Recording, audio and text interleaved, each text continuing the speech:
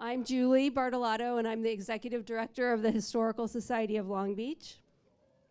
I welcome you here to our public oral history evening featuring Long Beach City Council member from the 3rd District, Suzie Price, and she'll be interviewing a former City Councilwoman, also from the 3rd District, Renee Simon.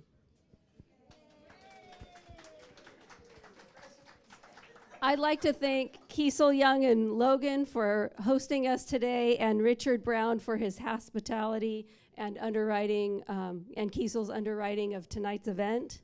I'd also like to acknowledge Lynn and John Pullman for underwriting the videographer so that this event and interview can be made available to people after this evening.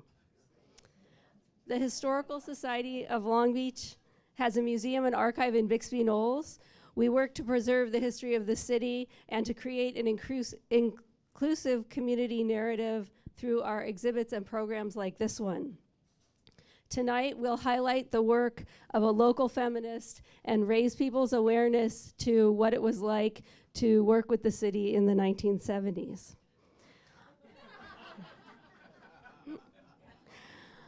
The event raises important funds to preserve the Historical Society's collection, and I encourage you to support the organization even further by becoming a member if you're not already one. We have some special guests to acknowledge here tonight. Harbor Commissioner Bonnie Lowenthal, the Honorable Betty Carnett,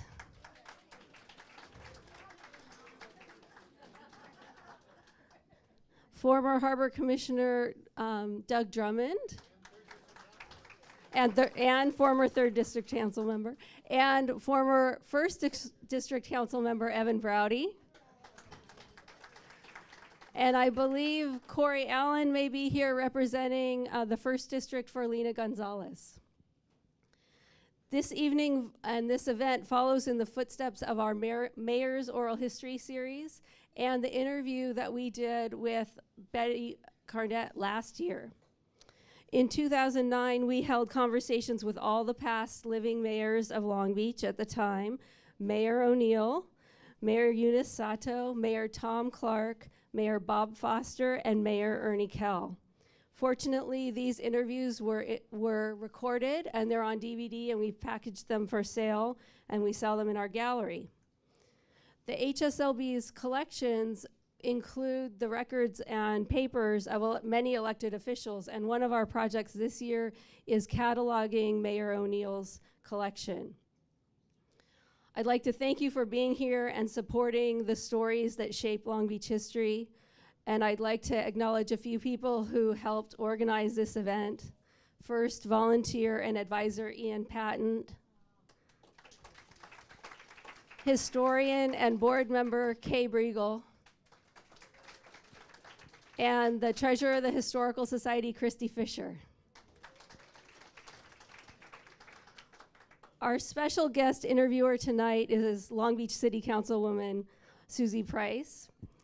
Councilwoman Price attended CSULB, earning multiple degrees there, and attended Santa Clara Law School. Today, she is Deputy District Attorney in Orange County. She chairs the Alameda Corridor Transportation Authority and works on several other committees as a councilwoman. She was first elected to the council in 2014, and she was recently re-elected. Like Councilwoman Renee Simon, and as if that's not enough, like Councilwoman Renee Simon, Councilwoman Price also has young children at home while serving on City Council. I'd like to introduce our extraordinary guest tonight, former Long Beach City Council member from the 3rd District, the Honorable Renee Simon. Before entering politics, Renee was already one of the most accomplished women you might meet. She entered college before the age of 16. She went on to graduate school at Stanford University, where she earned an MS in biochemistry, and later attended UCLA, where she earned another master's degree in library Studies. Coming to Long Beach was a bit of an accident, a story which no doubt she'll share with us tonight. But once she was here, few people have put such a profound stamp on our city or had such a ubiquitous presence in civic life here. She served on the city council from 1972 to 1978. Her civic involvement continues today. She's made Long Beach her home for well over half a century and witnessed firsthand immense changes, and she participated in creating some of those changes. Our guest tonight, with her trailblazing career, is the local embodiment of the feminist movement. Please welcome to the Historical Society, Councilwoman, the Honorable Renee Simon. Well, thank you everyone for being here, and I want to start by thanking the Historical Society for inviting both myself and Renee to share this evening with you. I will say that when I got Christy's email about participating in tonight's event, I didn't hesitate for even a single second to respond in the affirmative. And the reason for that is that Renee was one of the first people I reached out to when I decided to run for council. For a variety of reasons. First, I know that because she served in 1972, that it had been 41 years since we had had a registered Democrat representing the 3rd District, which was relevant for me because when I ran, I was a registered Democrat and I was 41 years old. And so I wanted to reach out to her and kind of get a background from her a little bit of how she liked the experience. And what I learned and what I continue to learn about Renee is that every time you talk to Renee or you read about Renee or you hear about Renee, you learn something new that she did for the city or that she contributed to this city. And she is by far the most modest and humble person I've ever met. So she doesn't really boast about what she's done. But I'm looking forward to tonight being able to ask you.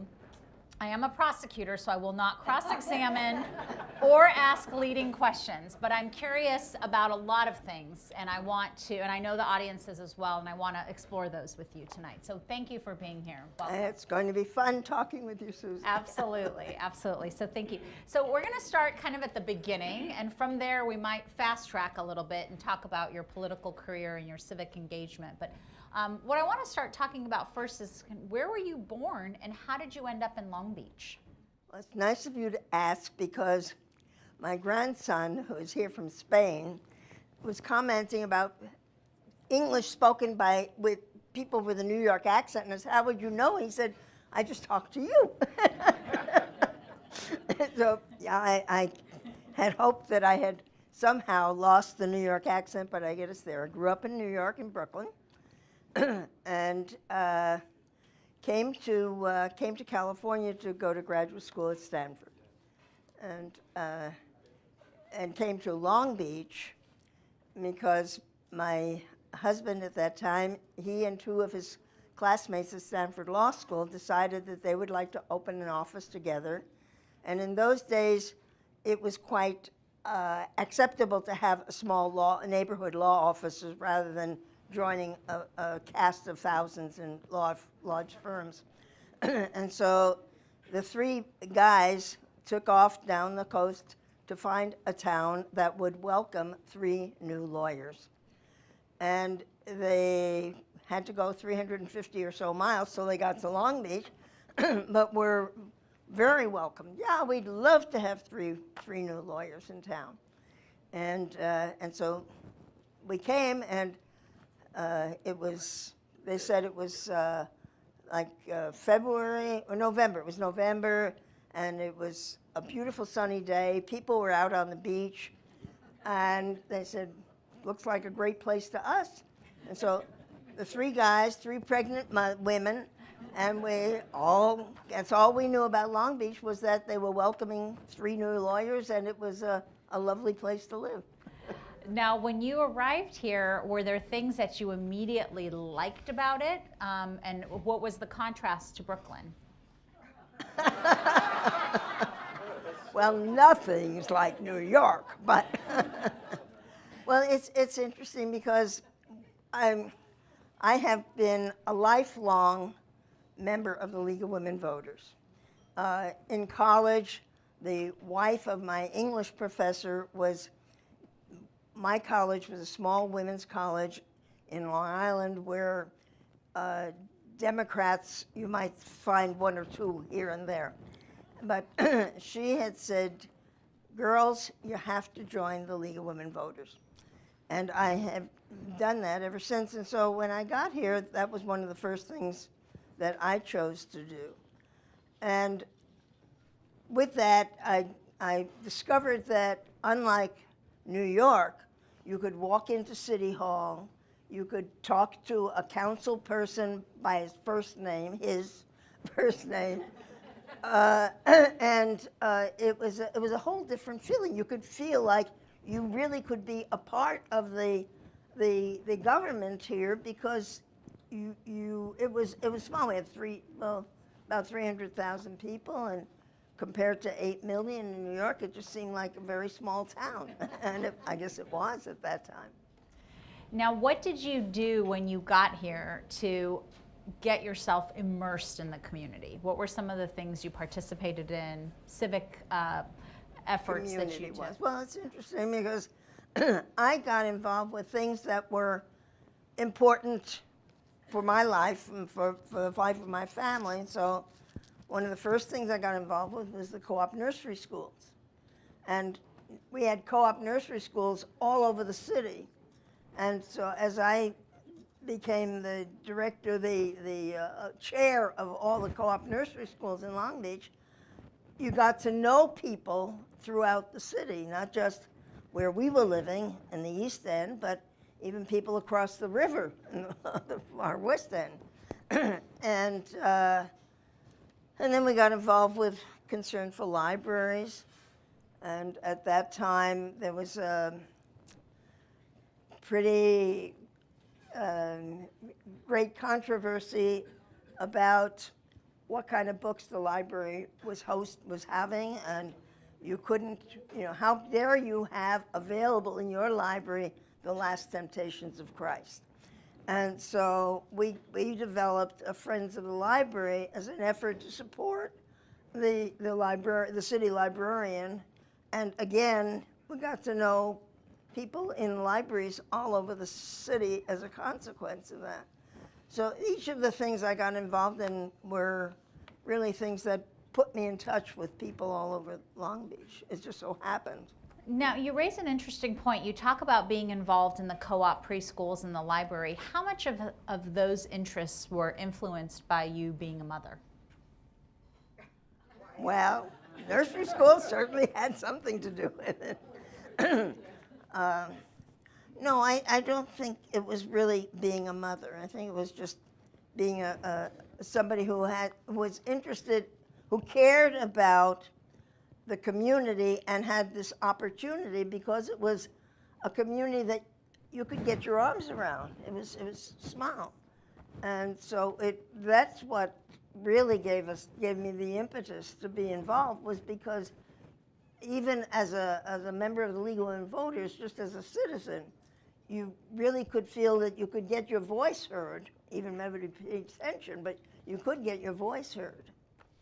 I want to go back a little bit because you kind of brushed over your academic accomplishments. And I know, you went to Stanford, which is an incredibly impressive accomplishment. But before that, you were at a small women's college. Is that right? Yeah. Tell us a little bit about that experience and how that was, and whether there were points of inspiration for you that kind of stayed with you during your life. That's interesting. The college I went to, which was then about 400 women, a very small school, barely hanging on by its fingernails financially. And my interest was, I thought, in chemistry. Should have been someplace else, but it was in chemistry. And one of the things even then, it was it was so matter of fact that you didn't even question it. This was 1948. And the head of the chemistry department had said to we women, there were maybe 8 or 10 of us in the chemistry department, don't expect to get a job in a lab. As a woman, maybe they will give you an opportunity to work in the library or translate, you study German and French, and then if they get to know you, they may invite you, give you the opportunity to work in the laboratory. And nobody questioned that. And what that came fruition was, after my kids were maybe 8, 10, 12, I began to think I could go back to work. And at that time, PCH in Seal Beach didn't look like it does today. It was kind of wide open in fields. But Dow Chemical had a plant there, small plant. And so I presented myself to Dow Chemical. I said, I'm a biochemist. I've got a graduate degree. I'd like to come work here if you have an opportunity. And they said, we don't hire women. Now, how about that? This is before, the early 60s, I guess, mid-60s. And I said, well, I see women. Oh, well, this is the front. These are secretaries, but the lab is in the back, and we don't have women. And I said, oh, and I left. I didn't stomp my feet or have hysterics. And so that was an interesting experience. And the fact that still surprises me is that I wasn't surprised. But I'd been prepared by the head of the chemistry department in my women's college. Yeah. It's interesting to hear you say that, because as I listen to your story and reflect upon my own career, in 1999, when I joined the Ventura District Attorney's Office, they had just allowed that year women lawyers to wear pantsuits, which I wholly took advantage of. But did you feel like you witnessed a lot of progress since that time until now? Well, when I was elected to the city council, I would no more have dreamed, have imagined, have considered wearing pants to come to City Hall, to downtown Long Beach. I mean, it was just unheard of. So, yeah, I think a lot of change. There's still a lot of change, but I'm sure you would agree, knowing what I know about you, that there's still a lot more to be done. Well, I'm counting on you to make that happen. Now, I know that when you first joined the city council in Long Beach, well, let's go back to, what made you decide to run for office? Where were you at in your life, in your head? What were you hoping to accomplish? Well, I think as a member of the League of Women Voters, one of the programs that we had was to be observers at the Planning Commission, observers at the City Council, and we would sit there and just listen. And it didn't take a lot to realize that somebody else could do a better job, or at least improve on things. Back then. Yeah. No, those were really. We will discuss and describe Long Beach government in 1970s, and you could not really imagine what was here. Yeah, and so I had a friend, an acquaintance, who was the political guru in Long Beach, Don Foltz. Maybe Don's name rings a bell with many of you.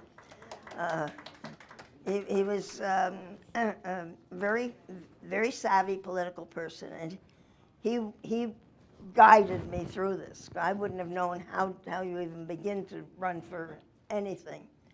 But his guidance. My husband had they had a law office in their own law building, and they had a separate room, and so an unused office, which they turned over to the campaign. But it was really a combination of realizing that things could be better, and that if we could get elected, we could make a difference. And that's really what pushed me into it. Tell me about that first campaign.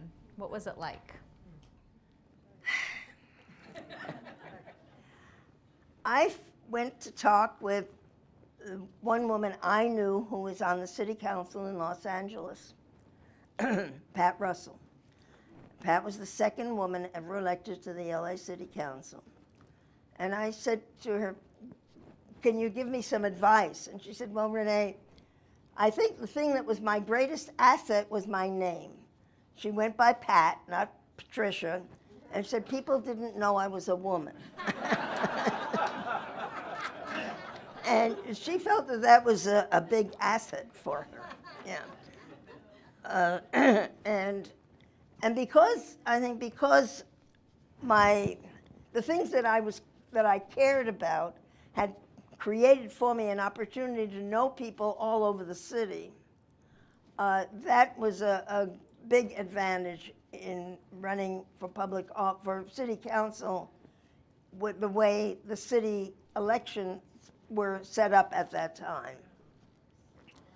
And so at that time, the city council was a very logical, very sensible thing, but it didn't work very well. We have 9 council districts. In the primaries, people would select, turn out 2 candidates from each of the 9 districts, the top 2 candidates who won the most votes from each of the 9 districts. So you were nominated by your own district, but then you had to run citywide. And this is 52 square miles. We lived in the 3rd district, is tucked away in the East End. But to be known, for people to vote for you across the river or North Long Beach or any place else was pretty hard. But I had the advantage of having made contacts with people throughout the city because of the co-op nurseries, the Friends of the Library, various things. And so getting elected ordinarily for the city council, I may be jumping ahead, but required you to be able to solicit enough votes from people who didn't even know your name. And the only vehicle that the city was available in the city was the newspaper. The Press Telegram at that time, which was owned and run by the Ritter family, would print before the election. They'd print our recommendations for who to vote for, and people. It was our town, our newspaper. People felt very good about the newspaper, and so if they said, well, if that's who they're recommending, they know all over they know all these people. People would clip it out and take it to the polling booth with them, and vote for the people that the newspaper editorial board had recommended, and I was not one that they would have recommended. But Thanks a lot, Rich. Thank you. I wasn't there. and so the system made a lot of sense because a council person would feel responsible for the whole city because you were elected citywide. But it was a difficult thing to do unless you had the endorsement of the newspaper, and that's what happened to the city. The people who got elected were elected because they had the endorsement of the newspaper, and if they wanted to be reelected, they were really beholden to whatever the newspaper administration chose for them to do, and that's what happened to the city. Now, when you were on the campaign trail during that first campaign, let me ask you, what was the most common question that you got? Was there a particular question that kept coming up? The 3rd district, the only Democrat. Well, I'll vote for you for the city council if you promise not to run for anything higher. Yes, I am familiar with that question. One of the questions that I got a lot of, the question that I got most, and I wonder if you got it too, which really, for whatever reason I can't explain, has an emotional trigger for me, was how in the world are you gonna do this? You're a mother and you have a full-time job. How in the world are you gonna do this? And rather than probably answering the question thoughtfully and patiently, what I would say is I'm gonna do it the same way my predecessor, who's a male, did it. That's right. Did you ever get asked that question? And if so, how did you respond? Because I imagine my response is a little bit more accepted today because of the work that you and others like you have done to pave the way for women. But what did you do at the time? Well, it's true. My children were a little bit older, so they didn't have to feel I was abandoning them. But it was not common. The babysitter's doing a great job. I'm fine. I'm just kidding. No, that was, because it's not the role of women. You know, the woman is supposed to be home taking care of the family, cooking dinner, dusting, whatever you do.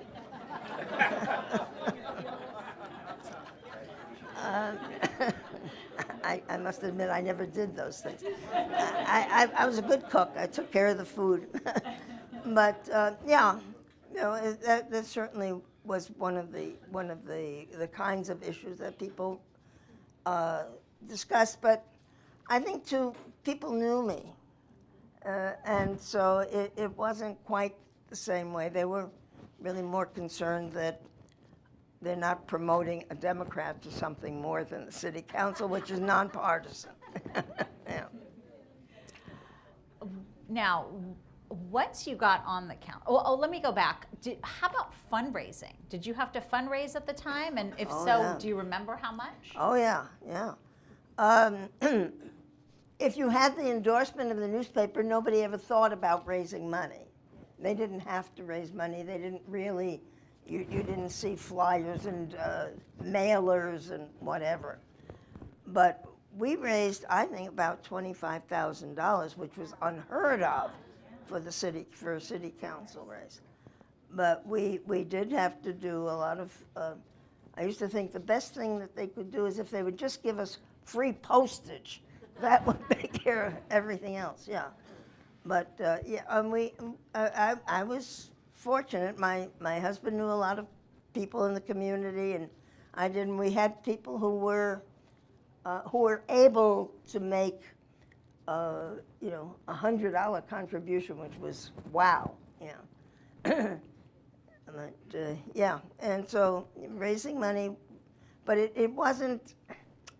I don't recall raising money to be the kind of stressful thing that it would be today.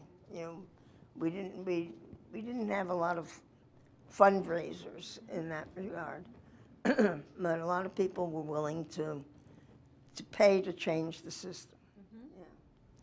Now, tell me what it was like when you got on the city council. Give us, you know, from your lens, what was it like to walk into that environment?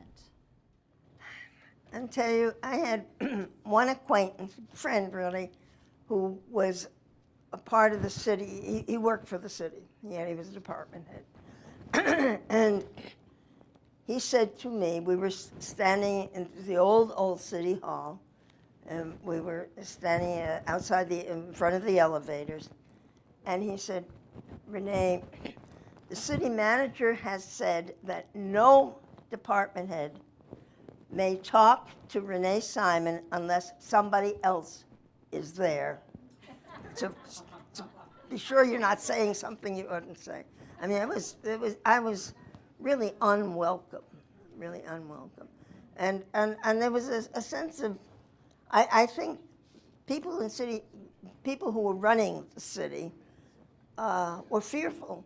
They didn't know what this unknown quantity might do or say, and true, I did do and say a few things, but Which is what I think we love about you. yeah, but there was great apprehension, and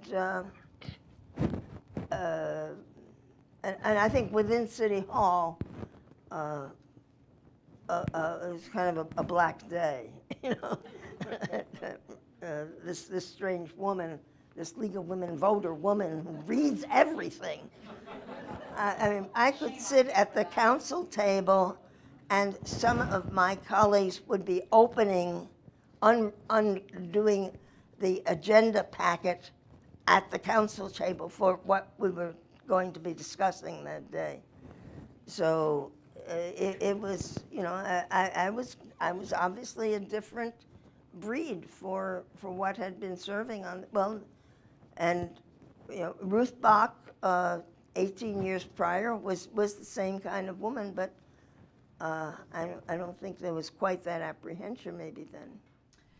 Now, you know, I've heard the term good old boy network as a practicing attorney. I think I may have actually said to a judge once, I'm not going in chambers to discuss this case because I don't want to be good old boyed. Let's just say that did not go over well. But when you got to the city council, did you find that there were deals and negotiations and things that happened in a network or in a clique type situation that you were not a part of? I didn't know enough to recognize it was there. Yeah.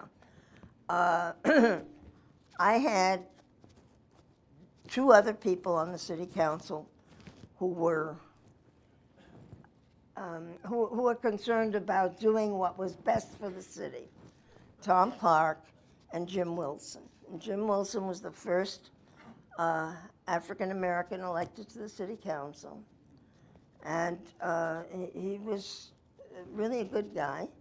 And Tom Clark, who was also a thoughtful, concerned person. But other than that, there wasn't anyone, I don't think, on the city council who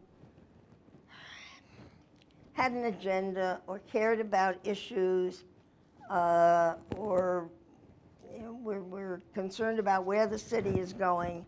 And the city was at that time really going downhill in a bad way. So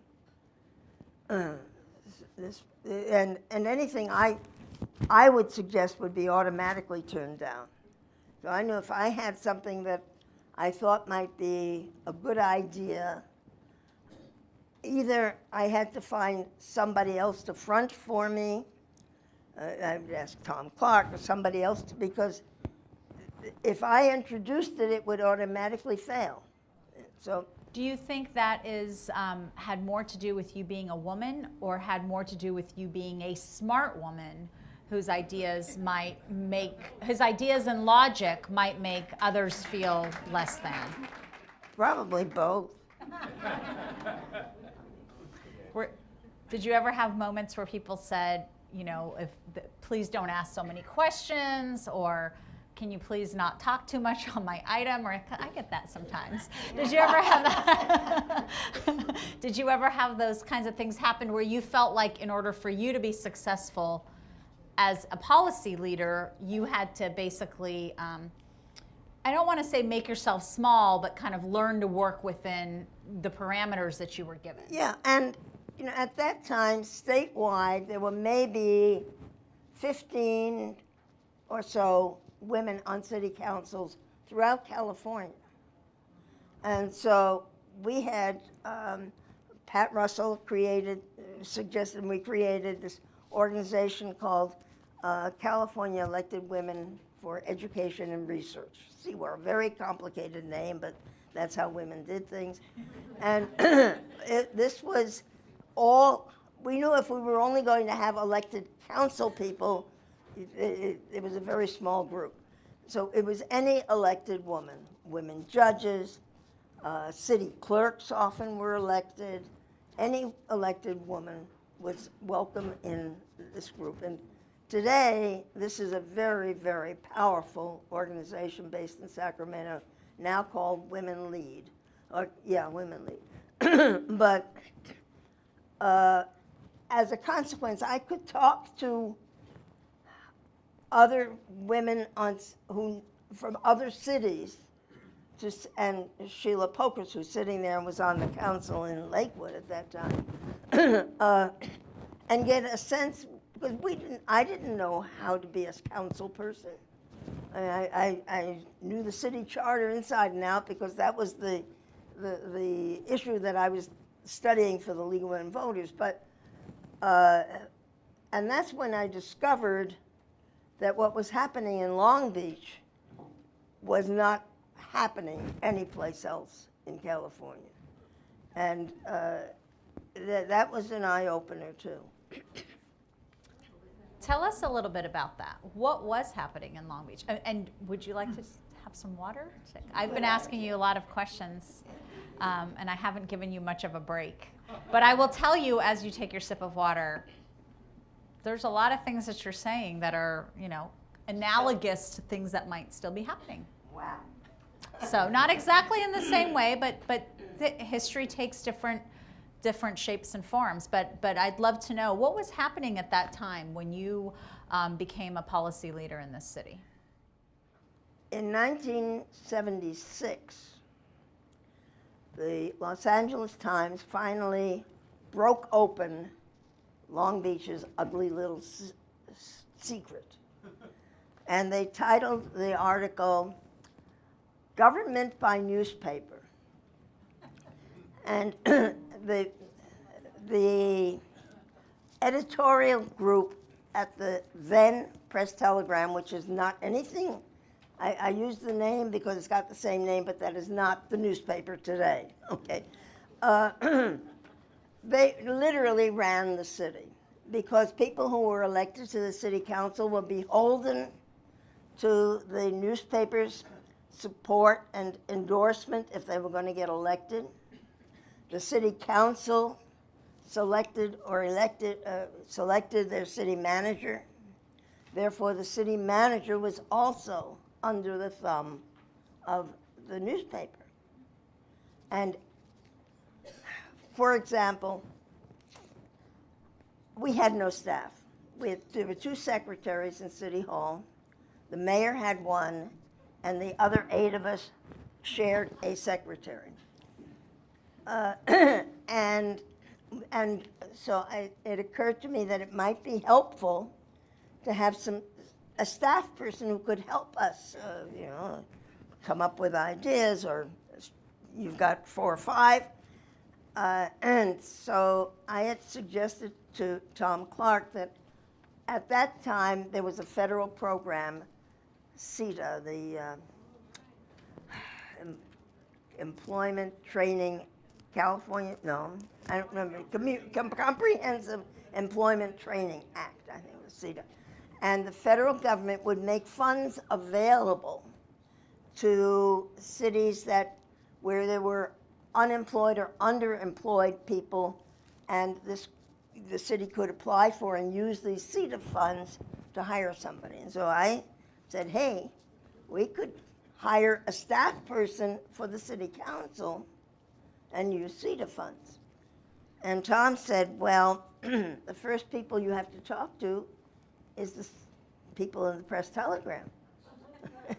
Because, he said, nothing will ever be adopted by the city council unless the newspaper supports it.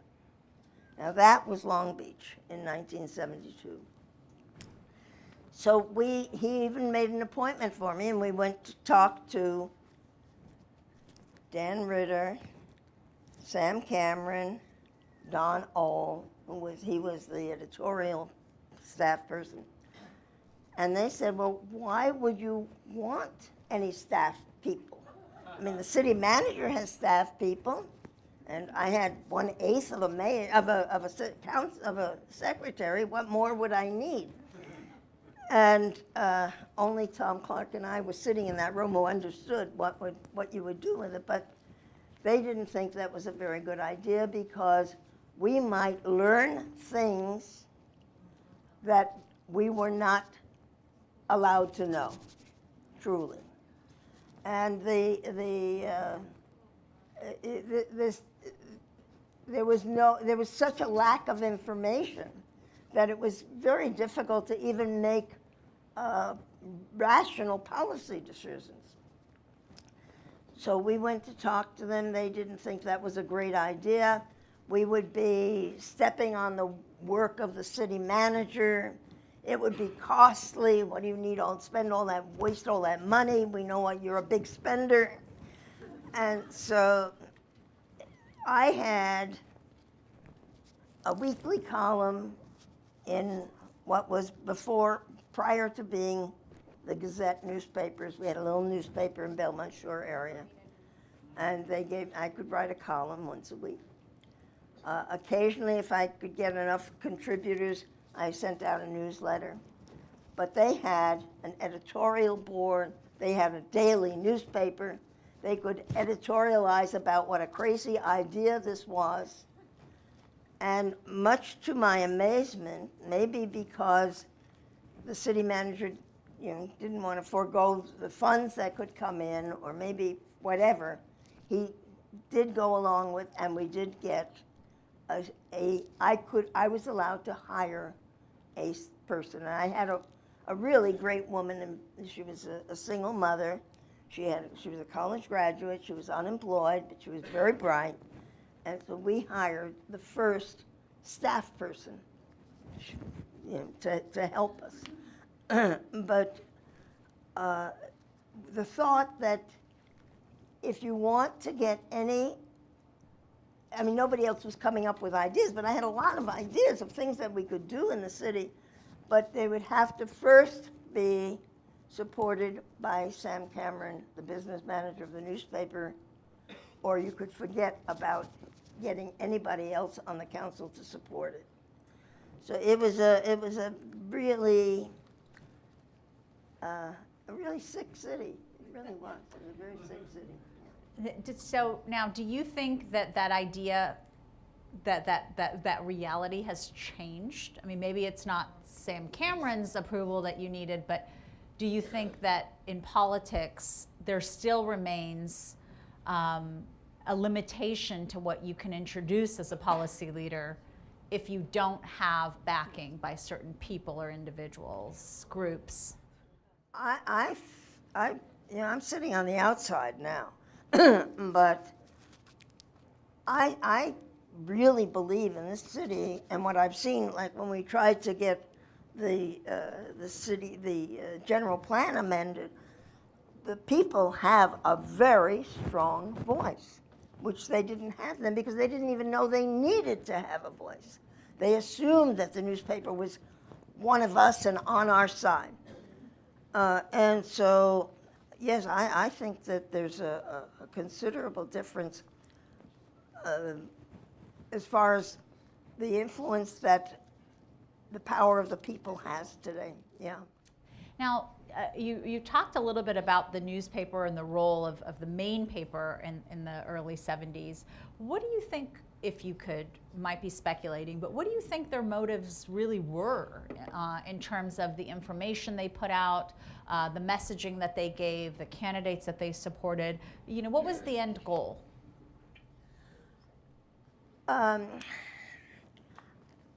When the Ritters bought the Press Telegram, Independent Press Telegram, Long Beach had access to all the offshore oil that was drilled. And it was not until several years later that Mr. Mallon, who was a Long Beach resident, brought a lawsuit which went to the state Supreme Court. And the state said, oh no, just because you're fortunately geographically sitting there on a pile of oil doesn't mean that only Long Beach should benefit from the state tidelands. And so that changed miraculously. And the state gave us $9 million a year of the offshore oil money. They dictated that the state said you can only use it for projects that are shoreline projects, as it is today. So we could use that money for beach maintenance. We could use that money for developing the port. We could use the money for building an Olympic pool. Not one quite as massive as we're going to get, but anything that was on the shoreline. And then that, over time, dropped down. We get $1 million a year, I think, now from the Mallon decision. But the Ritters came to Long Beach and said, hey, this is a thriving, up-and-coming community with all this money, all this oil money, from which we could develop a large readership.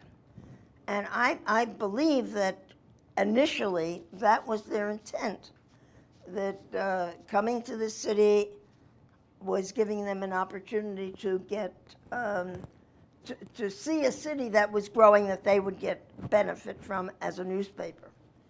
After the Mountain decision, we no longer had that wealth here that we started with, but they discovered the power that they had to run the city. And they substituted that power for running a big newspaper base to instead, in fact, truly running the city. And I know this is asking you to speculate a little bit, but what do you think the source of that was? The desire for power? Absolutely. Yeah, absolutely.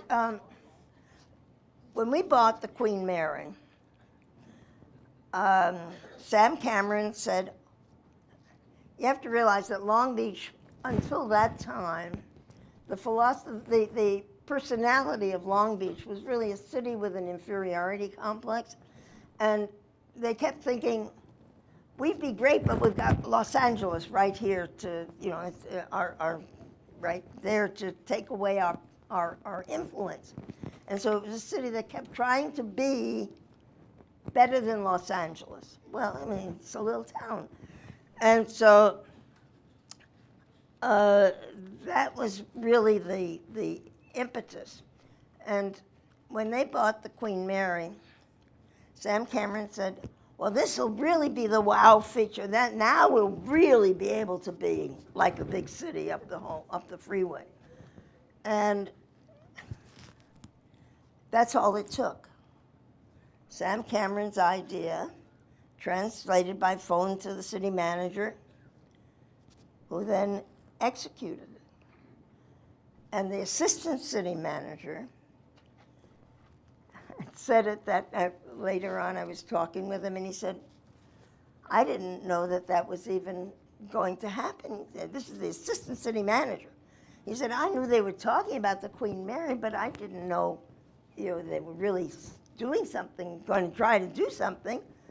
And, but the decision making for something as massive as that was just a couple of people. And then, from the city manager telling the mayor what a wonderful idea this is. Oh, wow, yeah, wow, we're going to be a big city. And so they had, if you can imagine today investing, $3.5 million of money that really wasn't ours anyway, it was the state's, without knowing, buying a blind article. They had no idea of what the condition of the ship was, no idea of what it meant to own an ocean liner, what you do with it, which union is going to be running this thing. And so the head of the building department, and I can't remember who else, two of them, they happened to be in New York, and they did a walkthrough. Well, Joe Prevotel is sitting here to tell you about the condition of the ship when he took over on it. I mean, the wiring, the electrical, everything about it was, they said, it looks good to us. And so that was all, that was the only research that anybody did before the city bought the Queen Mary. And our hope is that the new lessees and have some ideas, and I hope that eventually it will become what it's a draw. It is a draw, but it's been a big drain financially on the city for a long time. And but that's how the decisions were made. I saw our city auditor here earlier. Laura, are you here? Yeah. Did you listen to all of that? I have talked with Ms. Dowd about some of those same concerns. But yes, a decision of that magnitude would probably not happen in that way today, which is a good thing. But I will say that, there are definitely some pivotal points in the city's history that occurred at that time. The purchase of the Queen Mary was one of those things.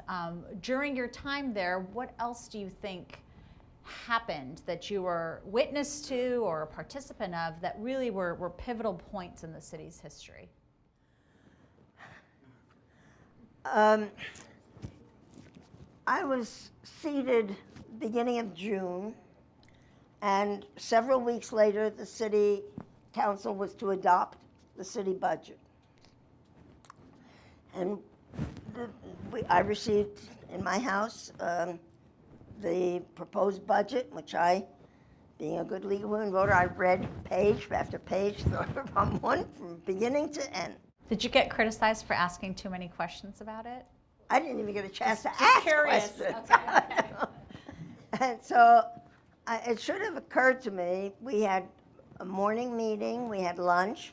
We used to meet at 9 in the morning on Tuesdays. And then after lunch, was the discussion about the city budget. I should have thought, that's strange to let that go that long.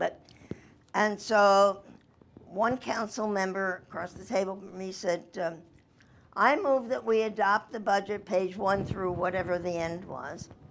And the second one said, I second that, and totally, unconventional. I said, wait a minute, I got some questions.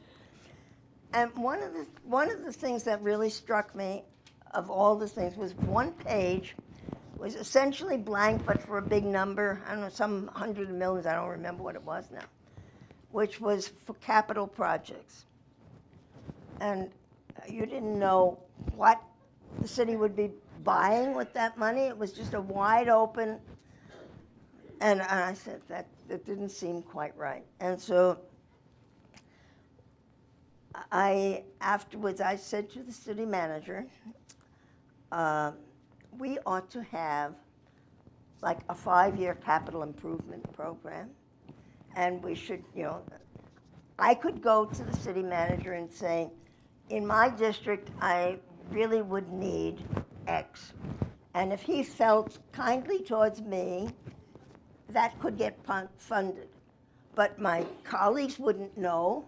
They had no say. And so what we had the next year, I will say this for him, he really listened. And the next year we had our first 5-year capital improvement project. All the things year by year. That was an enormous step. Year by year, what would be funded, how much, where, and everybody could see what was, what's going to happen in my district, and I think that was one of the most critical things I could offer at that time. And that is something that we continue today. And like I said, every time I talk to you, I learn something new, and I didn't know that idea originated with you. So that's amazing. Thank you for that. Wow. Because it really helps the council members, because you're able to go back to your district and talk to them about where their money is going to be spent. And it's not a fight they have to fight every year, because they get a sense of what's coming and they can plan for it. And it was, the idea of having council district budget hearings or even public citywide budget hearings did not exist. It did not occur. Now, we're going to be nearing the end in a few minutes here of our first segment, and then we'll continue after a brief break. But I want to kind of end on this note. One thing that I know was important to you, just knowing who you are and what you've continued to commit your time and energy to, I know that civic engagement and listening and having meetings and taking input was important to you. How do you think that has changed since you were on the council, and what opportunities are there from a person now who is engaged from the outside? What opportunities are there to improve upon that? Well, as I said previously, I am really delighted at the public involvement that is when an issue is really hot for somebody, like the adoption of the city plan, the general plan, then I don't think anything prior all the way back to Prop 13 generated the kind of anxiety in the community. But because it was of concern, I mean, the council and the mayor felt obligated to develop a policy that would at least, be acceptable to enough people. So the concept of public involvement, which didn't exist in the 70s, is, I think, a critical change from at least at that time. And Jane Jacobs, years ago, wrote The Death and Life of American Cities. And she had said, the life of a city exists on the street. People are out talking to each other, interacting, and that's what makes a city a good city. And that this is probably the image of the greatest democratic situation is that the city will reflect what the people really want. That's what's going to make a city is when the concerns of the people are what get expressed. We may not always be very happy with what people want our city to be when it's not what we want it to be, but nonetheless, that's the real clue. And the city we create for ourselves is the city we're going to have. Well, that's a fantastic note to end our first segment on. So everyone, please refresh your drinks, get something to eat, and we'll be back in about 5 minutes.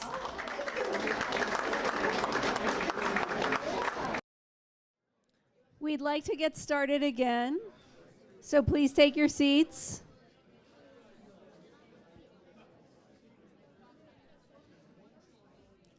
Councilwoman Price. Thank you.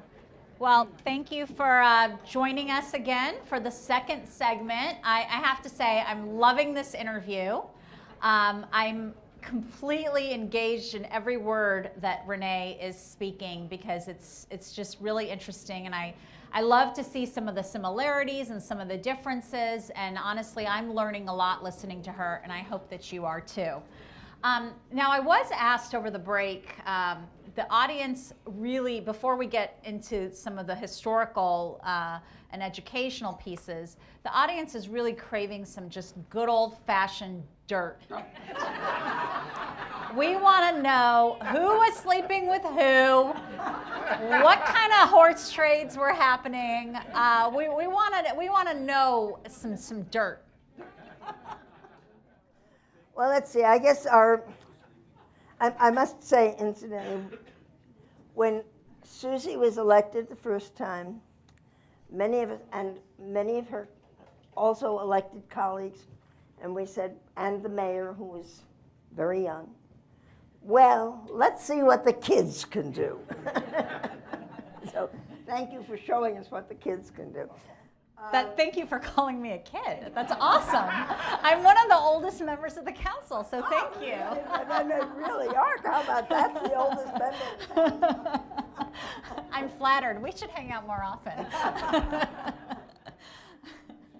Well, let's see. I guess we had the problem with our city planning director, Ernie Mayer.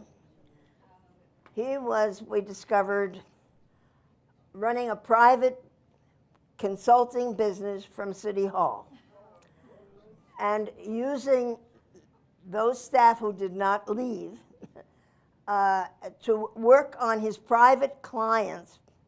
He was a landscape architect, I don't know, something, but in City Hall on city time. This sounds like stuff we've heard in national politics lately. I'm just saying.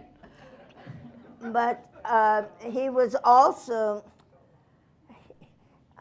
he had showed me, I was interested at one point in maybe a condo in Palm Springs. He said, well, let me show you, I'm trying to sell mine. And I knew what the city planning director was earning, I don't know, $35,000, whatever, a year. And he said, well, here on the patio, we've got cold water running in pipes underneath, so when you play ping pong, you can play barefoot and it won't bother you. And here's the bedroom with the mirrored ceiling. And I'm thinking, really? That right there is a story. And so it turned out that to pay for all those additional things he liked, he was getting bribes from local architects who might want to work with the city. And if you wanted a job with the city, you paid him off. And two of those guys finally got tired of paying to play. And they were carrying wires for the county prosecutor. And they picked him up. They had a team of 40 FBI people in town. And, as he was putting into the trunk of his car these Mexican pesos, gold Mexican pesos, they arrested him. And he put his time in prison happily. But that was what we knew about, but I am certain that there were a lot of pay for play throughout the city. And I was reading, and I've put together a book which should be here, but it isn't, about particularly the 70s. But one of the things I had read in the newspaper at the Historical Society was 4 council people who were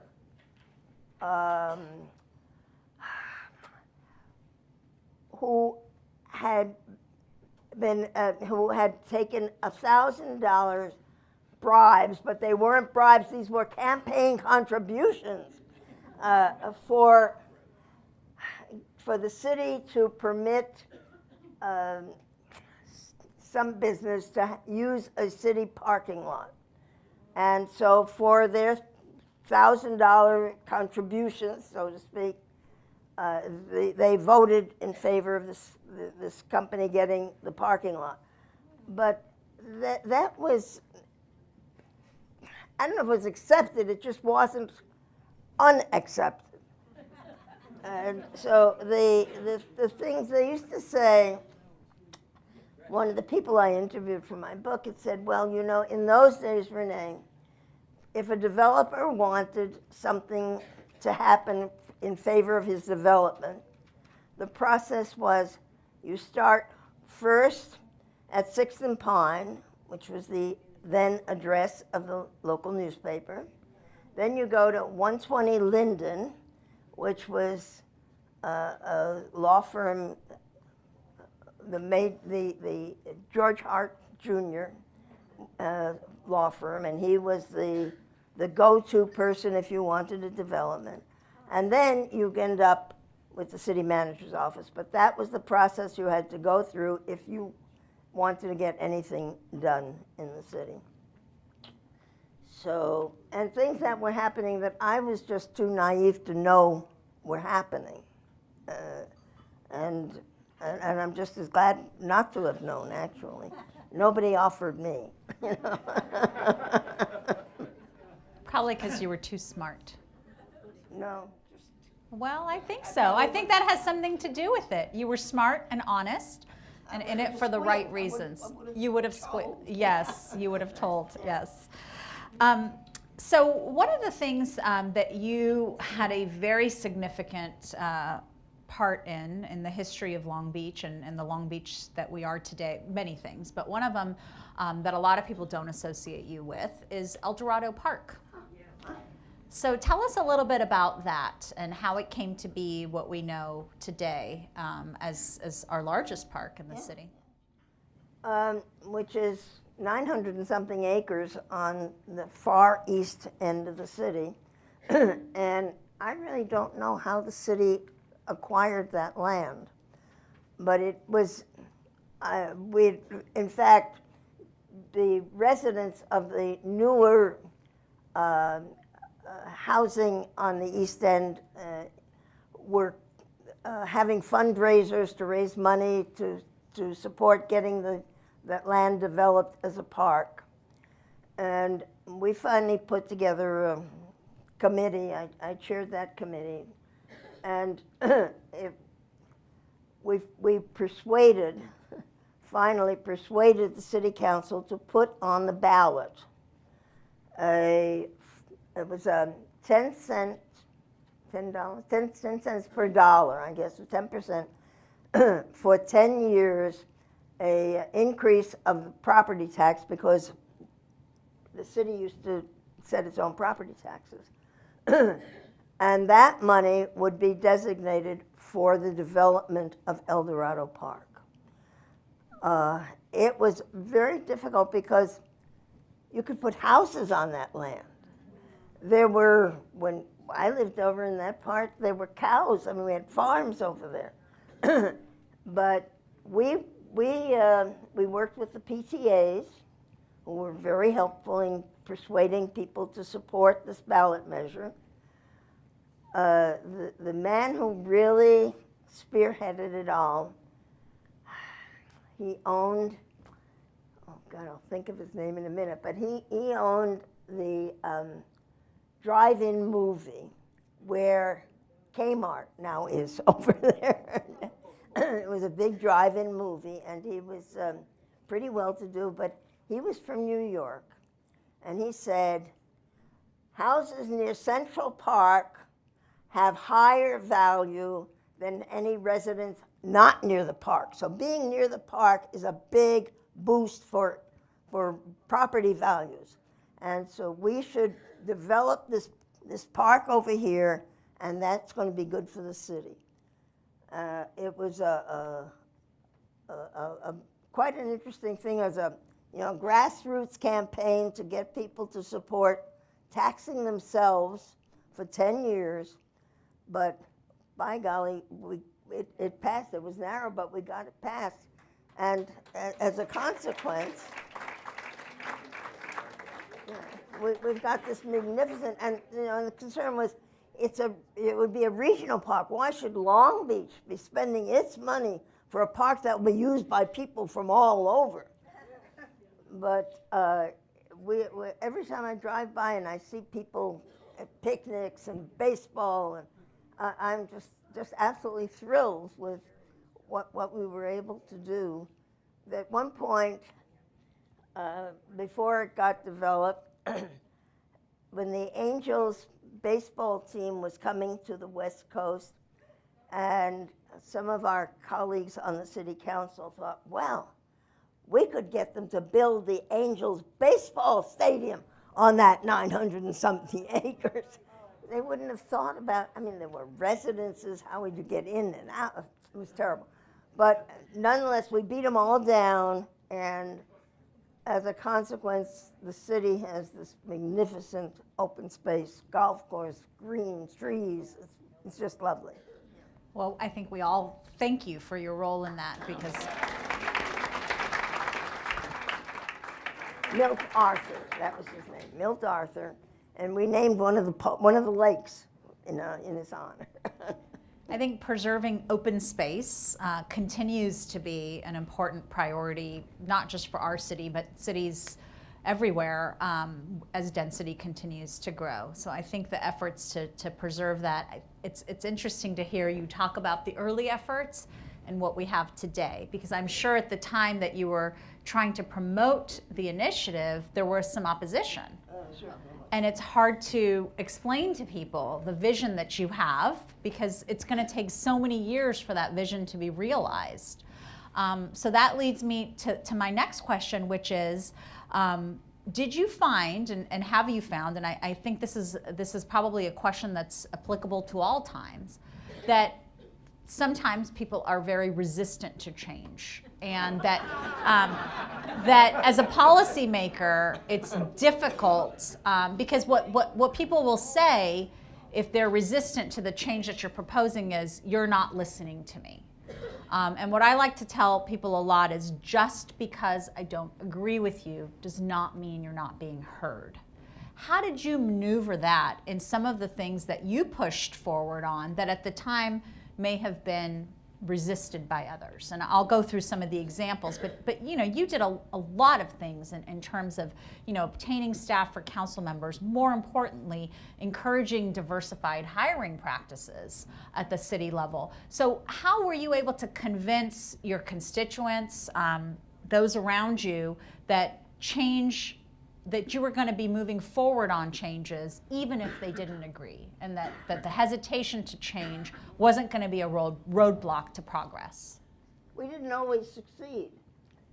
In 1975 was the first International Women's Year.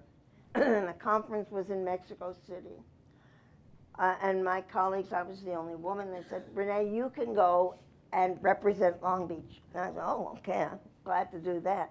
And one of the outcomes, it was a fascinating experience, but one of the outcomes was to develop a status of women commission in cities all over, you know, that would be concerned with the things that we know, whether it's salaries or positions or equal opportunities.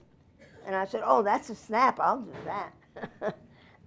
And so we then had to have, nobody on the council wanted to support me. A status of women commission, that sounded, I don't know, communist, something terrible, whatever it was. In fact, one of my colleagues said, well, how about a status of men's commission? And so we did have some public hearings, and the women who came to object kept talking about status of women is S-O-W. And they kept talking about sows. It was just ugly, really ugly. But it never, like the Equal Rights Amendment, it just, it died. I could not make that happen. And I thought it would be so easy. That's my naivety. So not always did we succeed in the things we attempted to do. But most of the time, I said, I couldn't do it from me. It had to come from someplace else, from some other person.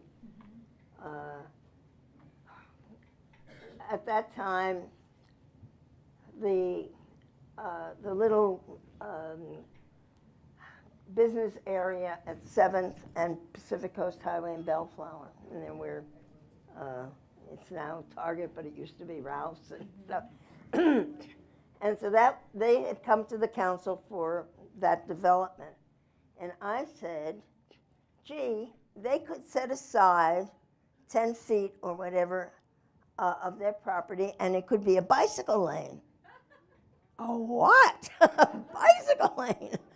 You know, because then the college was right across the street, the VA hospital was across the street, there was lots of traffic. That didn't go well either. You're going to take property away from a private person to make a bicycle lane. And so the things that were perhaps more controversial would had to have been fronted by somebody other than me. And do you think that had to do with your gender mostly? Yes, absolutely. Yeah. Well, I think your gender probably to a large degree, but I would venture to say that your personality is also strong and you believe passionately about what you're advocating for. Did you find that that was threatening to some? It's hard to understand today what it was like for women in 1970. One of the things I needed to do, we had two secretaries, one was the mayor's and one was for the rest of the council. And I sat down with the secretary, who was the council secretary, to talk with her about how she would feel about working for a woman. And, you know, people say, why would you even have to? It was important to do that, and she was appreciative. She didn't think it would be easy at all. But she was appreciative that I recognized that she would be uncomfortable having somebody suggesting things for her to do who was a woman. And so it was a world apart from today. And, you know, if you're, you know, of that era, you could appreciate it, but if you're, you know, 20 or 30 or even 40 today, it's hard to understand that sitting down and talking with a woman employee was something that was essential to do. So, that's a really great point. You know, during the time that you served on the council, were there any department heads who were female? And if so, did you find that they were more willing to collaborate with you and help you along the way, or did you find that they were harder on you? City librarian, that's a woman's job, right, being a librarian. City librarian was a woman, and the city clerk was a woman, and those were the only women in positions of leadership in the administration. The city manager was, with some persuasion, was nice enough to set up we created a committee, a department that would be concerned with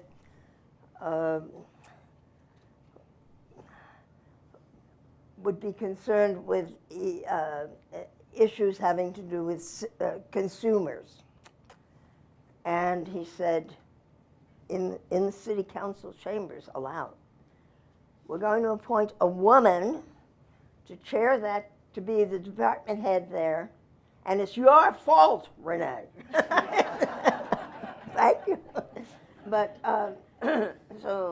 but that was it. Yeah.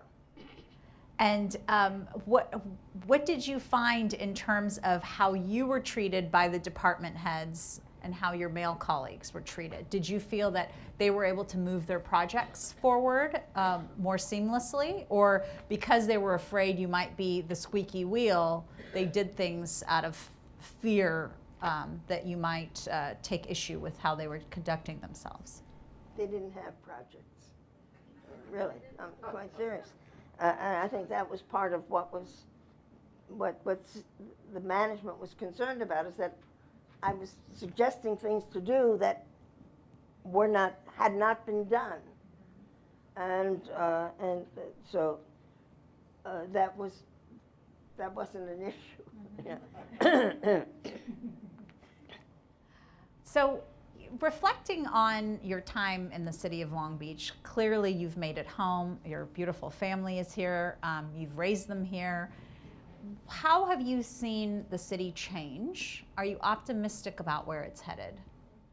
I am extremely optimistic, and book that's supposed to be in print and isn't yet. Which everyone is encouraged to purchase and read. What I felt was that programs and projects that were developed during the 70s have taken maybe 40 years, but they are what are at the root of why this city is as good as I believe it is. And that that was, maybe in 1972, the voters of California adopted a Coastal Act, Proposition 20. Were it not for that, Ocean Boulevard would be a stream of galaxies from one end to the other. There was no controlling the development that was happening on where the bluff begins at 36th or whatever that is, Miramar. That one segment of the bluff was still in private ownership.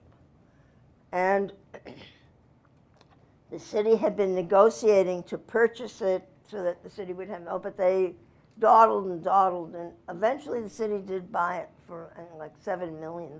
But on that parcel were planned two 15-story condos. A setback of literally, and I read it, I wish I could remember where, but 1 inch. In other words, lot line to lot line was just going to be these 15-story buildings because there wasn't room for more than that. Were it not for Proposition 20 and the Coastal Act, that's the kind of development that we would have seen because there was no controlling it. The people who controlled the development were in power. And so I'm sure that eventually the affirmative action issues would have come about, but between Jim Wilson and me, we sat with the city manager and said we want to see how we're progressing, how many people are being moved out of traditional women's jobs into other positions, how many black men are being moved off the trash cans and into other opportunities. And it would have, taken time, but we really began to nag and make a difference. We have a wonderful program in Long Beach in recreation, the Junior Lifeguards. And if you go during the summer, you see hundreds of kids down on the beach all practicing. Well, that used to be a program that was only open to boys because what do girls know about being lifeguards? Well, I had just seen my daughter get her life-saving certificate at the pool. So I knew that girls could do this. But the whole mentality, to be a police officer, you had to be 5'10" or more. Why? Because it's a job that requires physical strength. There would be no women. There would be no Hispanics who were of smaller stature. And we finally persuaded them to say, well, all right, we'll test them on their ability to do this and not make an assumption that if you're not 5'10", you can't do it. There was all of the myths that City Hall was living with and that nobody chose to question. So we could do so much, or I could do so much because there was so much to do, no matter where you looked. Well, I'm grateful that you did that, and it's interesting that you mentioned the Junior Guard program. Both of my boys were part of that program, and the year I took office, we had a new director for marine safety, and he has a daughter, and he really wanted to change the name of the race that they do at the end of the junior guard program, which used to be called the Iron Man. I mean, the stud Iron Man, right? And so he changed the name to the Iron Guard, okay? And I supported him. I mean, I'm one of those people who believes you have to allow managers to, do their own thing and let them grow and fail and succeed, and that's how they become better managers. And so I was not about to micromanage that, and frankly, I agreed with it. And he called me and he said, I think I'm going to change this name. It's going to be controversial in your district. I said, I'm sure people have more important things to worry about than calling it this. Oh my gosh, it was the most controversial thing, and it was the same summer that I got elected, and groups of moms were making appointments to come and meet with me, and these are women who had elected me to office because I was a PTA mom. That was my base, so to speak. And they were coming and they were saying, this is outrageous. It's always been the Stud Iron Man. I can't. My daughters are offended that you're changing the name. And if you don't change it back, we're all leaving the program.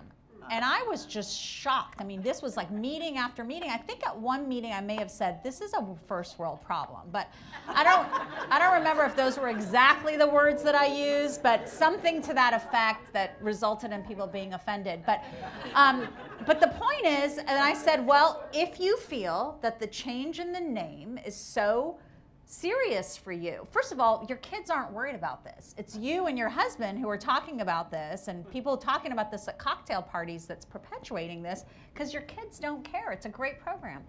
The next year, so I said to Gonzalo, who's the Marine Bureau chief, I said, I think we're going to have a mass exodus. These moms are all saying they're going to leave.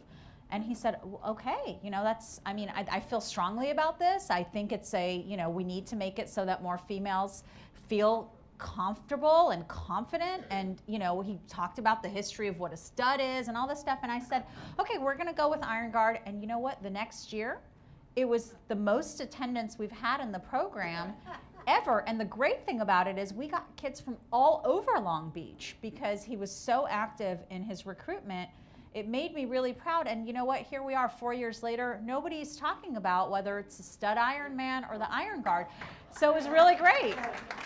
But I will tell you, a funny thing about it is one of the moms, who clearly has nothing better to do with her days, ordered bracelets for all the kids who finished the Iron Guard that says, you are still a stud to us. Oh. And tried to slap one of those on my kids, and I said, don't you dare take that bracelet. We're protesting that bracelet.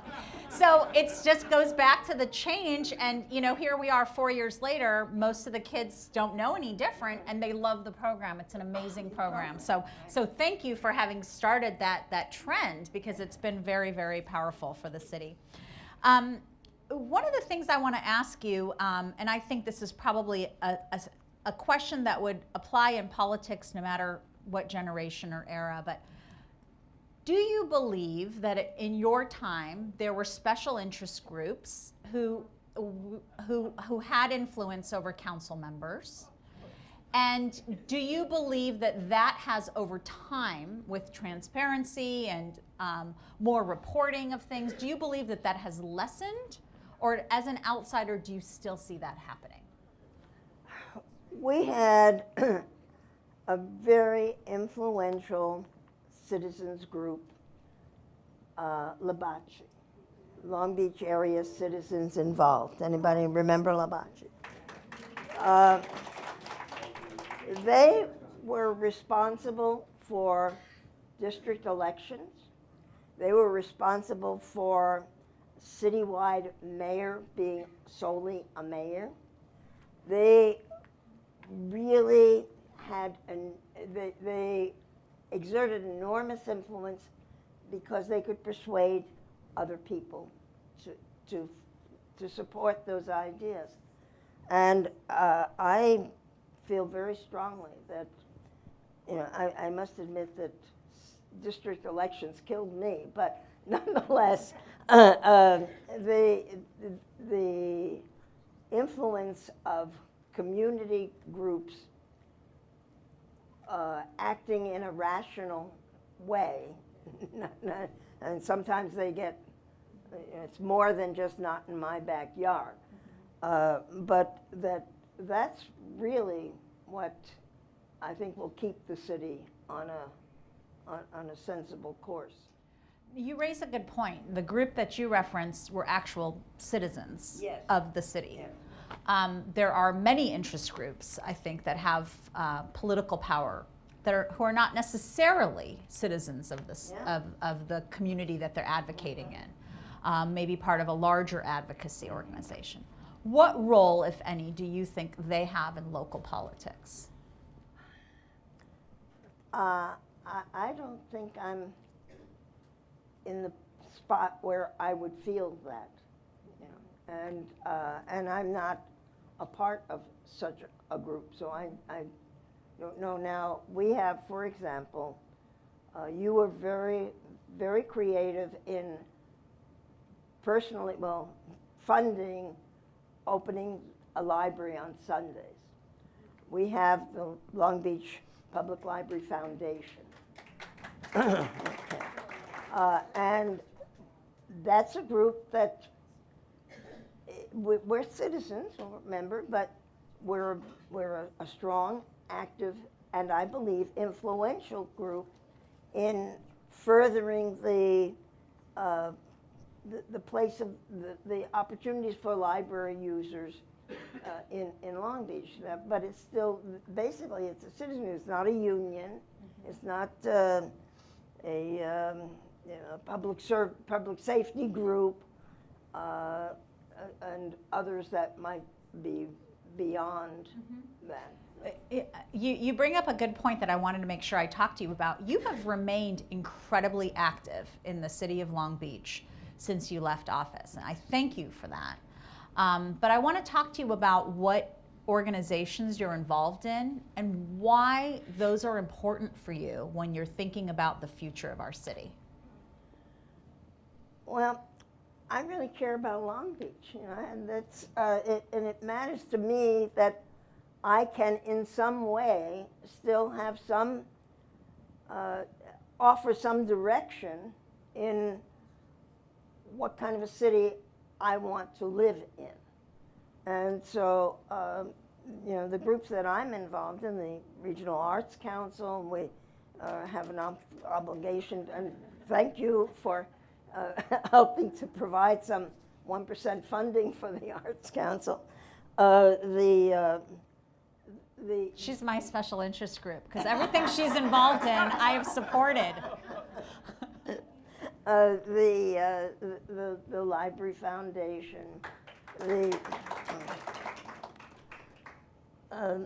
so, yeah, the League of Women Voters. I've been happy to have been appointed to, my term's up now, but to the Board of Health.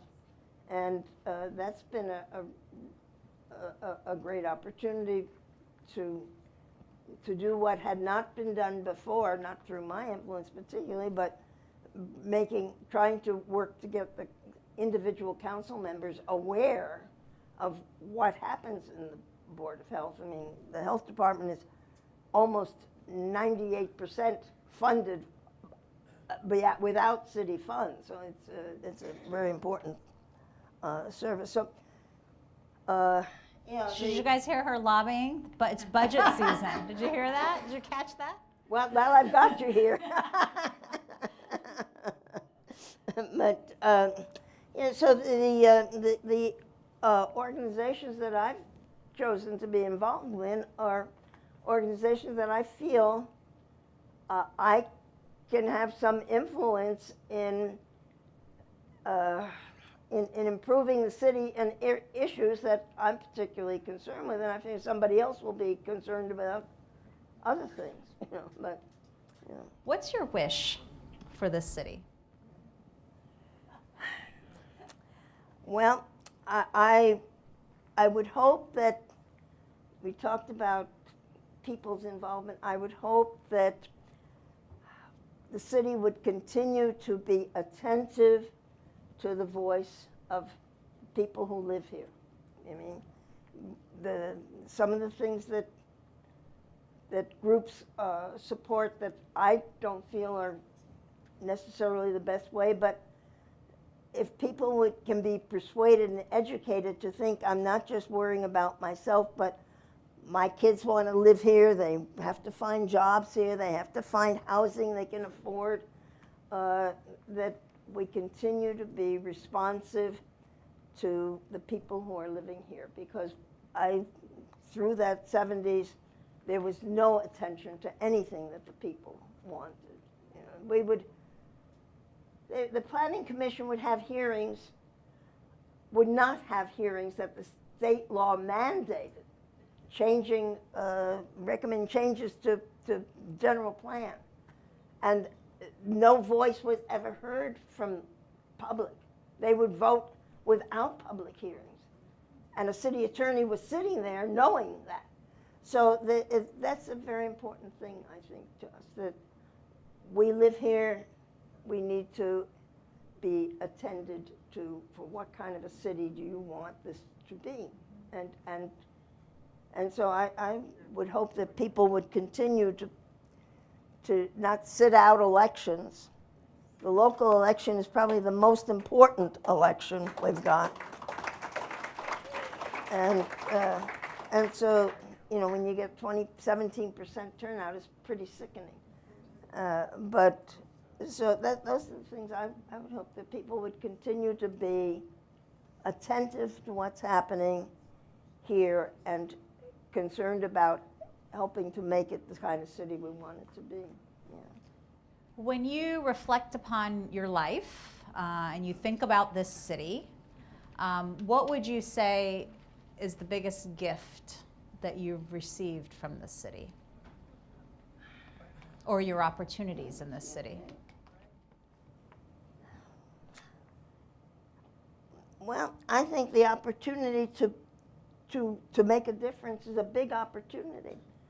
You know, I've done a lot of things career-wise in my life, but serving on the city council was the greatest privilege that I could have ever dreamed of having, because you got 9 people. You can really change enormous things. And so it's a remarkable opportunity to serve, and I would encourage all women to get very much concerned. I feel it's very important that women realize that this is a role for everybody, and that I encourage young women, high school students, college students, to think about public service and public office, because it's a great privilege. Yeah.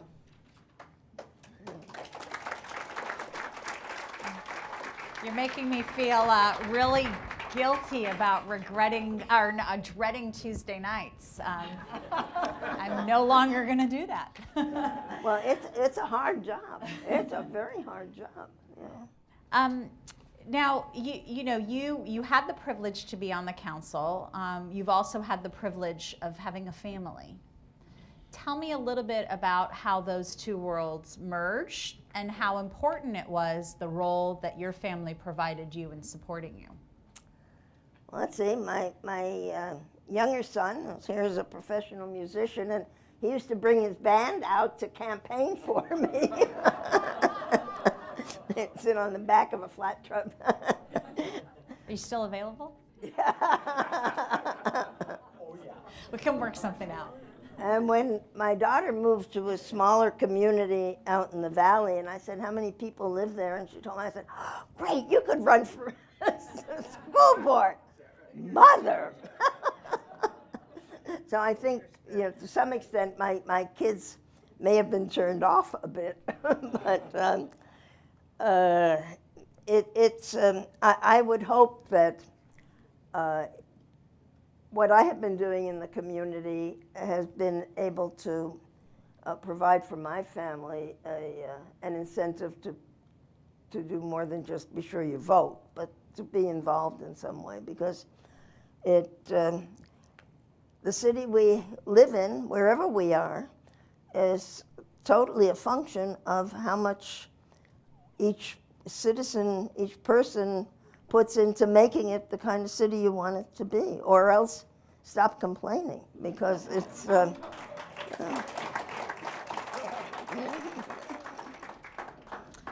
Now, you did not have the beautiful invention of social media at the time that you served on the council.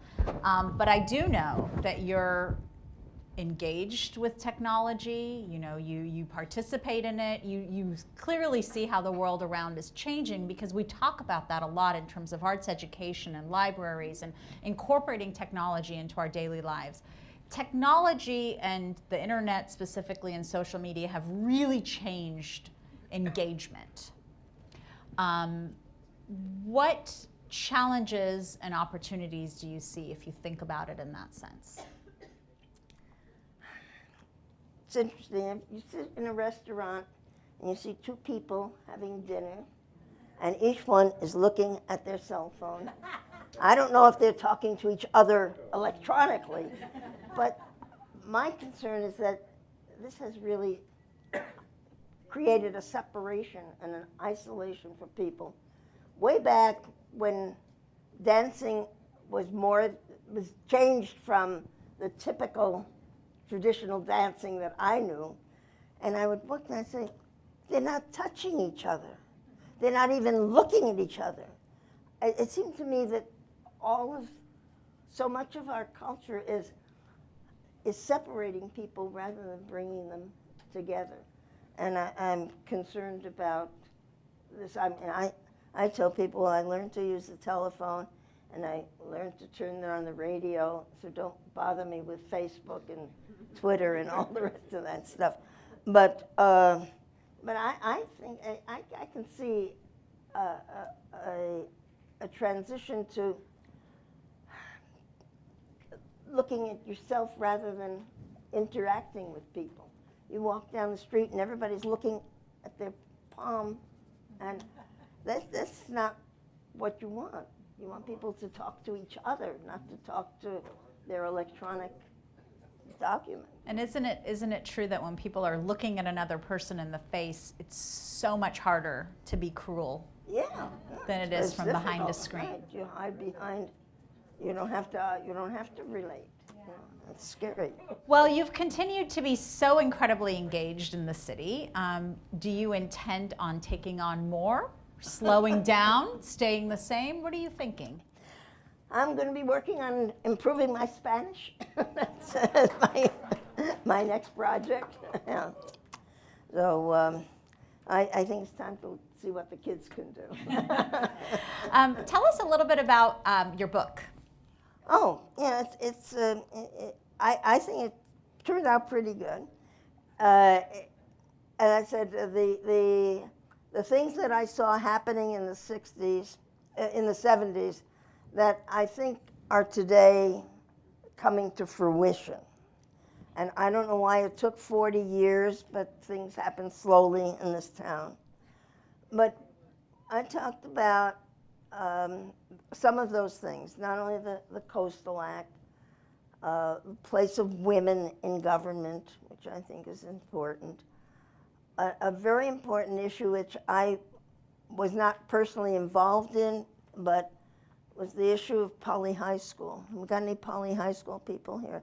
No, but yeah, in the 70s, Poly High School, because it's located in what we call the central area, at least at that time, but its student body drew from the most affluent, exclusively white communities of Bixby Knolls, Los Cerritos, and from, at that time, an area that was exclusively African American. In fact, a person of color could not rent or buy a house any place in the city. No realtor would cross that line. And so at one point, some problems arose among the kids, and the school administration at that time said, well, do something about it. And they were fortunate enough, we as a city were fortunate enough for them to have a counselor, I believe she was a counselor, an English teacher, Gray, what was her first name? I can't think of it now. But she had learned about what was then not very common, and certainly not in Long Beach, of having target schools.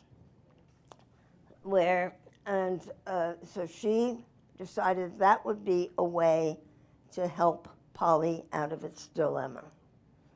And she said, we're going to have programs at Polly that I guarantee you, if your kid qualifies, and you had to come in by exam, if your kid qualifies and follows through, your kid will have everything that he or she needs to get into the top schools in the East, or any college you want, any Ivy League school. And so at that point, they started to put together, she's put together curriculum for what, I don't know, today we call, top-notch classes, but yeah, and it worked. And pretty soon, rather than moving, because there was a white flight all over the country, and the concern at Poly was that if that happens, we'd end up with a school of a single race, and that was not what they wanted. And then for sure, busing would be required. And so the school, Poly, became the school of choice. And I was told, in other parts of the country, parents would say, I'm not going to send my kid into that neighborhood. But because the programs were so desirable, even today, the classes, the courses that are available are so outstanding that, and at that time, you had to go to the high school in your neighborhood. But at Poly, they would accept kids from any place, any part of the city. And it became, it just solved enormous amounts of problems and kept Poly as a healthy, interracial school, even though it was located in a neighborhood that otherwise parents were very apprehensive about sending their white kids from Los Cerritos down to the central area. So there were a number of programs like that were happening at that time that I thought we could identify, and that's what I've done in this book. And as a consequence, a lot of the history that we've been talking about came out too. So if it ever gets out of the printer, I think people would find it. It's small, but I think people would find it interesting. Well, there is so much about you and about your history that I think we could talk about tonight. Things that I didn't even get to, that Renee is a pilot. She somehow managed to find time to become a pilot. That she challenged Senator Duke Majan at the time to a state Senate seat. That she has been such a pivotal voice in this city in terms of policy, not just when she served on council, but every day following the end of her service on council. She's, I think you'll agree with me, an amazing, amazing woman in this city and has shaped so much of what we know today to be this wonderful city that makes me proud to raise my kids here. So you should know that we're raising our family here because of the work that people like you did to make it what it is. So thank you for that. It's not a one-woman job. We have, this completes the formal portion of the interview for the Historical Society's oral history interview of Councilwoman Renee Simon. We have a few minutes remaining, and I want to use this time first to thank Renee for volunteering to be interviewed by me tonight. And although I think I tried to keep the conversation enjoyable by a few cracks here and there, I will say it is my privilege and my honor to serve in this city. And I learn from you every day, and I know that the audience here does as well as we continue to serve our city. And I want to see if there are any questions from the audience on topics that maybe I didn't cover or that you want to know more about. So Ian is going to walk around with the microphone, so please raise your hands and he will come to you.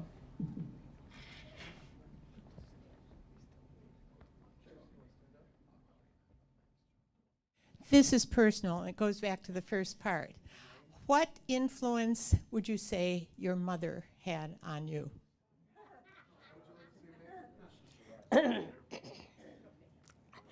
She took me every time she went to vote. The person I think that had the most influence on me was the woman maybe I mentioned, who was the wife of my English professor in college, Marion Groves. Her husband, it turned out, these were very liberal Democrats, but her husband was General Groves, who was influential in the atomic bomb project. And he didn't even like to talk about his brother. But she was the one who said, join the League of Women Voters, stay involved, get involved in your government. I mean, she was the really one who pushed and opened the whole idea to me. I would not have thought of that particularly, you know. Hi. I have solar panels on my house because I want to reduce my carbon footprint. I really do think the city needs to advocate for solar panels. It's at a great expense to me, and it'll be a great expense to the city. But eventually, it'll all pay off, because right now we are putting over 100 oil wells on our last remaining wetlands, with the idea that somehow, if we create some kind of a plan where we're going to restore them, it's good for the city. But later on, because of global warming, they're going to be inundated, so it's not going to make any difference. How can we start a movement for solar panels for the city to create revenue and stop trying to get oil out of here? Yeah. No, that swap that we made, that the Coastal Commission approved of recently, it's very nice. We got all the wetlands we're going to be able to develop, but it's true. It's true. We're encouraging the drilling and using oil. We shouldn't be, but I see lots of solar panels on every big parking lot. The campus has solar panels all over the campus now. The other buildings, the Jewish Community Center in Long Beach, have solar panels all over their parking lot. So I think maybe the idea will spread. I don't know. It's a trade-off somehow. Hi, Renee. You touched on your experience with Dow Chemical, how they said we don't hire women, and you just took that answer as it was and didn't think anything of it. At that time that was happening to you, I was in grade school, and I was starting petitions because I wanted girls to be altar boys. And I think it's kind of generational that you didn't think to ask why, and us little girls were saying, why? Was there a point in your life where you finally said, this is ridiculous, women can do things, and what was that pivotal point, and what did you do about it? Well, I think it all, when you've got when the opportunity is there, then if you can take advantage of it. We started the first National Council of Jewish, the National Organization for Women in Long Beach. We Nationalist Political Caucus, which started in my living room.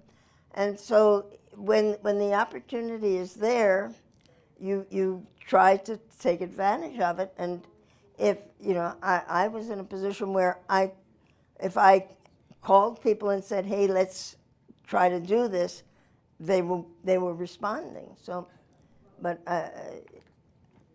before you have the opportunity, it's pretty hard to know there's even something to do, you know.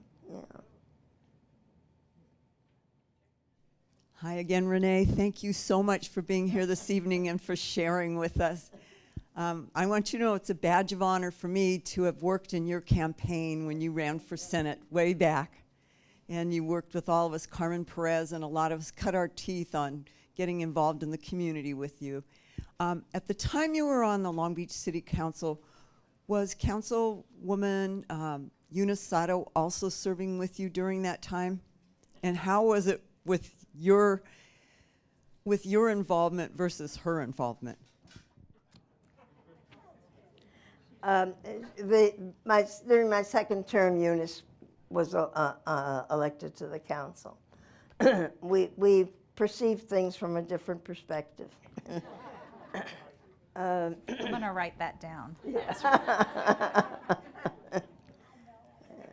So, Very classy. yeah, I mean, issues that came before the council, I think I made an effort for us to, you know, not be on really, you know, severely different points of view, but I don't think it had to do particularly with Eunice's, you know, when you've got 9 people on a council, not often are they all going to agree to things anyway. Next. We're ready for the next question. Hi, Lauren here. Who was your mentor during the time that you were in the council? It sounds like when you were in the council, even though you were the only woman, you still worked with some men that respected you, but there might have been maybe some other men that not nearly as smart as you, but got way more things for them than you did. And how did you deal with that? Who did you commiserate with? Like, who did you go have a drink with after a council meeting and say, can you believe that person did this? So on and so forth. Did you have anybody, or were you alone? Well, my husband used to take me out Tuesday nights for a drink. I think that one of the things that was very helpful was our statewide elected women's organization, and as I said, there were not very many of us, but part of the reason that we had this group was that I could get on the phone and call Suzie Gray in San Jose and say, how do you handle this issue, and get perspective from other women, and you knew that you could call a woman elected official and you'd get a square, honest answer. And that was very important to us, and that was really the source, I think. Sheila, I don't know if you were part of the CWAR, but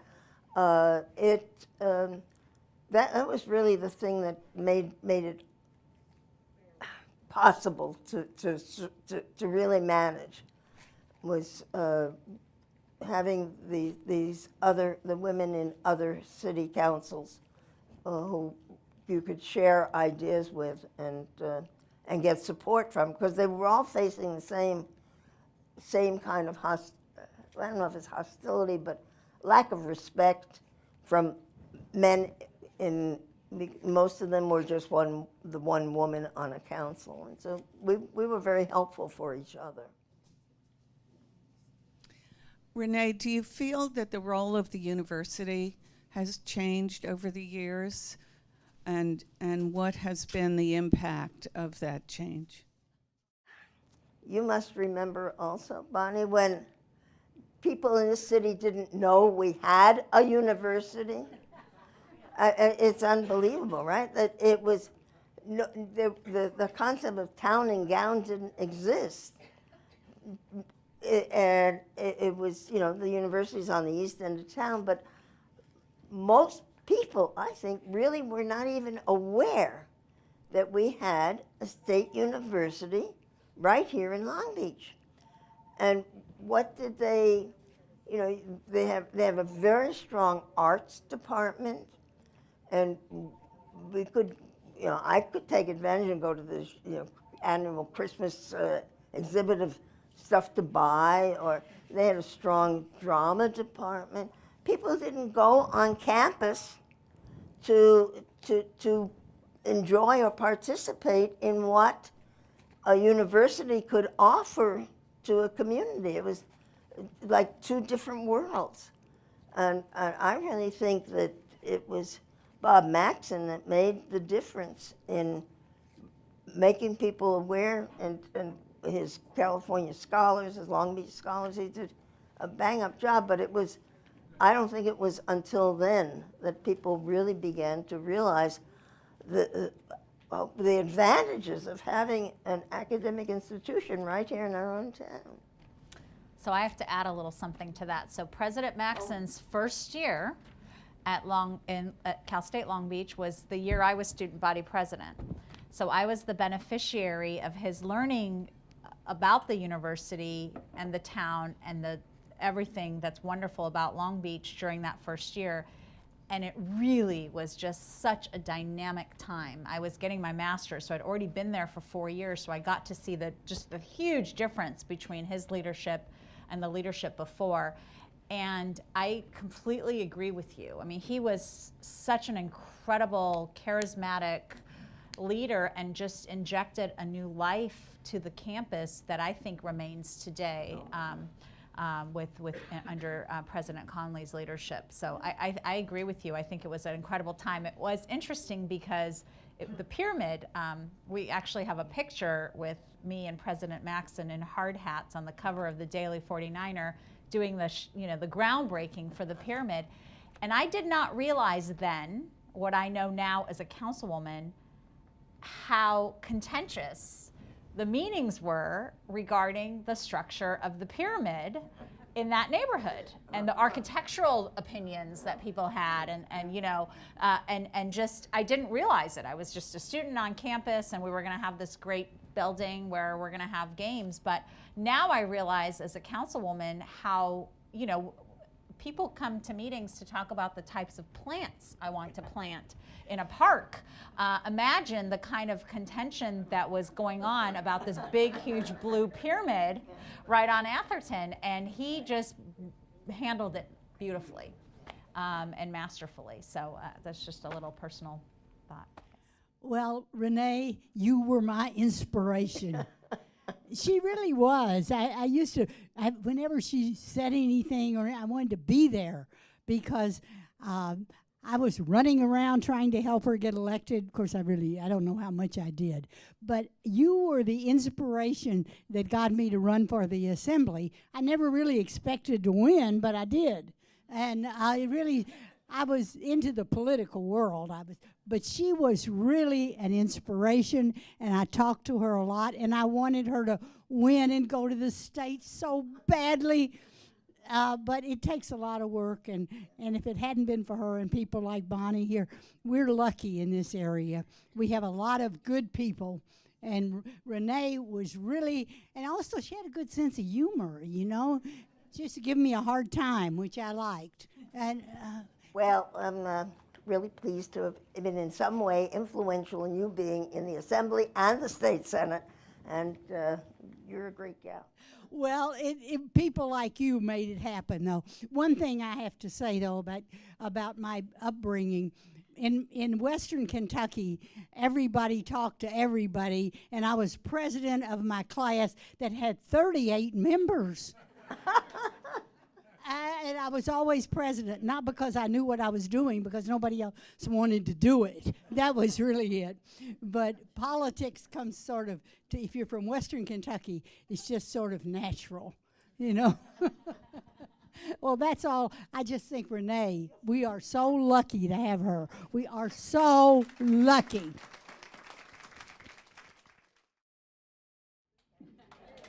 Well, thank you to the Historical Society for hosting this this event and for asking us to participate. It was a true pleasure. Thank you.